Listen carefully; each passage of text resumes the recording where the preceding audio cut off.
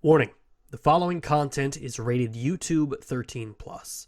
In compliance with COPPA and YouTube regulations, what you are about to watch is intended for audiences over the age of 13. For more information, please visit the ftc.gov. Are you listening? The Game Awards.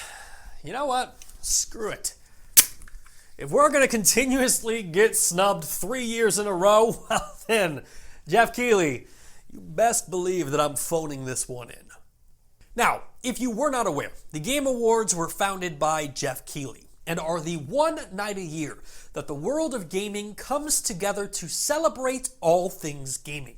And this year's Game Awards will take place on December 12th and will feature over 29 different categories, including Best Narrative, Best Art Direction, Best Performance, Best Independent Game, and the coveted Game of the Year Award.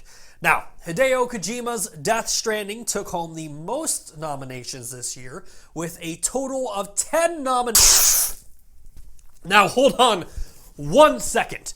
You're telling me that the game that was developed by Jeff Keighley's best friend, the same game that Jeff Keighley actually appears in, and the very same game that for the last 2 years Jeff Keighley has been touting as the second coming of Jesus Christ, received the most nominations? That's the equivalent of me holding an award show and giving my neighbor Steve 10 nominations. Like, Best Lawn Mowing Skills? Oh, it's Steve.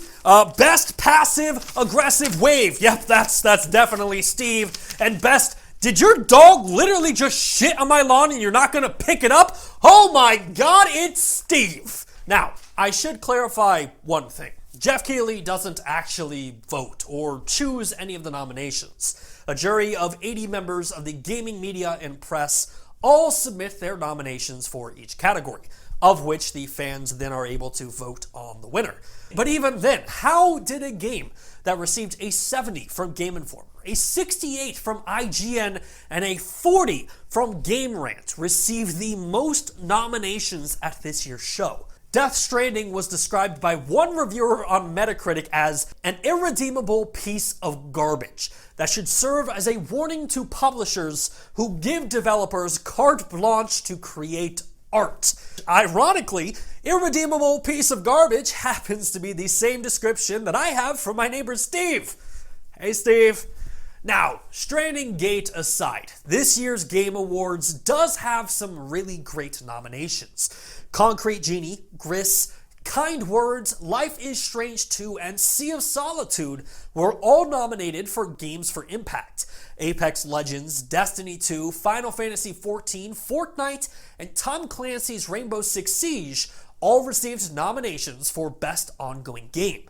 And as far as Content Creator of the Year goes, Courage, Ewok, Greg, Shroud, and Dr. Lupo were all nominated. And let's be honest, being nominated for Content Creator of the Year almost means more than actually winning the award. You are seen as one of the top 5 creators in the world. However, that being said, if Dr. Lupo doesn't win, we f***ing riot. This year's Game Awards will also feature categories like Best Fighting Game, in which Dead or Alive 6, Jump Force, Mortal Kombat 11, Samurai Showdown, and Super Smash Bros. Ultimate will all be competing to win. Beat Saber, Asgard's Wrath, Blood and Truth, No Man's Sky, and Trover Saves the Universe were all nominated for Best VR Game, and Baba Is You, Disco Elysium, Katana Zero, Outer Wilds, and Untitled Goose Game all received nominations for Best Independent Game of the Year. Which brings us to Game of the Year. And this year's nominees are Control from 505 Games, Super Smash Bros. Ultimate from Nintendo, Resident Evil 2 the remake from Capcom, Sekiro Shadows Die Twice from Software, The Outer Worlds from Obsidian, and Death Stranding from Kojima Productions. Well, I guess those are all games, and technically they all released this year.